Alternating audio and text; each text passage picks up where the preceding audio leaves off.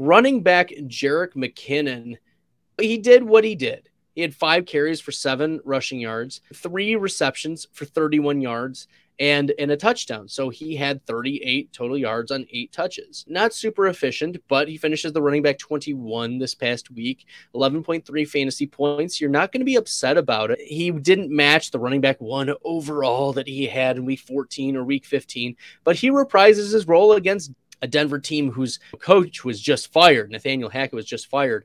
So I don't think that Denver improves any since that meeting. And the Chiefs have things to play for. They're 12-3. They want to secure that bye.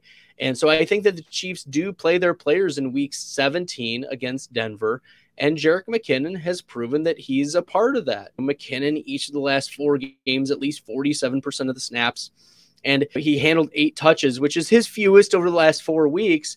But you can't be angry at the role he's had and the dynamic play that McKinnon has provided you, given his late draft capital, or if he was a waiver wire darling for you. So Jerick McKinnon, you're firing him up as a back end running back too, with elite upside that we've seen against Denver. So you're finding ways to put Jerick McKinnon into your lineup as a flex player, running back too, and I prefer him over Tyler Algier, for instance, this week in PPR. And half PPR, I could see the argument for Tyler Algier, or even in standard, but Jerick McKinnon still is getting a lot of touchdowns. We're talking 5 touchdowns over the last 3 weeks, 6 over the last 4 weeks. If you like the content and this has been helpful to you, make sure you hit that red subscribe button. It really helps the channel. So you're not hating the role that Jerick McKinnon has.